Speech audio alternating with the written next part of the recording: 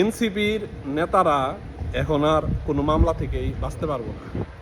এনসিপির নেতারা কোনো মামলা থেকে এখন আর বাঁচতে পারবো না। আপনার সারা বাংলাদেশে সবার প্রতি আমার আহ্বান, এই এনসিপির নেতারা যে পরিমাণ চাঁদাবাজি করছে, যে পরিমাণ মানুষের ব্যবসায়ীদের নির্যাতন করছে, আপনার একটা ফোন রেকর্ড বা এরা যে আপনাদের কাছ থেকে টাকা নিছে, পয়সা নিছে, এরকম একটা ফোন রেকর্ড, এরকম একটা কিছু ডকুমেন্টসগুলো আপনারা রাখেন।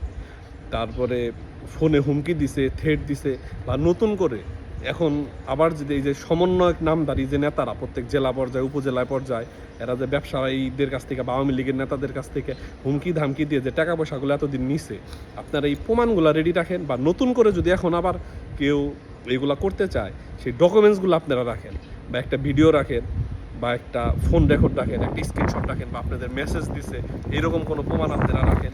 দেখবেন এরা কেউই এখন আর মামলা থেকে বাঁচতে পারবে না। কেউই বাংলাদেশে যদি আইনের সুশাসন প্রতিষ্ঠিত হয়, তাহলে এরা কেউই আর মামলা থেকে বাঁচতে পারবে না।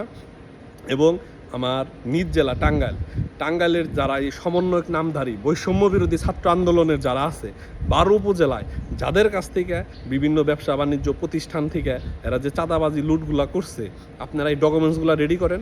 প্রত্যেকটা চাঁদাবাজির মামলা হবে, প্রত্যেকটা চাঁদাবাজির, প্রত্যেকটা সমন্বয়ক, প্রত্যেকটা এনসিপির নেতার নামে মামলা হবে।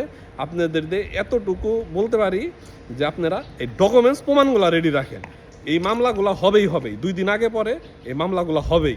এর জন্য আপনাদের বলি যে আপনারা এই ডকুমেন্টসগুলা, প্রমাণগুলাই করেন।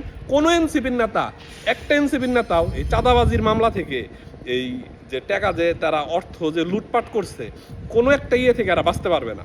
আপনাদের এর প্রতি যারা ভুক্তভোগী, যারা নির্যাতিত, যাদের কাছ থেকে এই সমন্বয়ক বৈষম্য বিরোধী ছাত্র আন্দোলন এনসিপি যে নামে আপনারা বলেন, যারাই এই লুটতরাজগুলা করছে, যে এই চাঁদাবাজিগুলো করছে, এই ডকুমেন্টসগুলো আপনারা রেখে দেন। 2 দিন আগে পরে সবগুলাই মামলা হবে, সবগুলাই মামলা হবে। কেউ মামলা থেকে রেহাই পাবে না।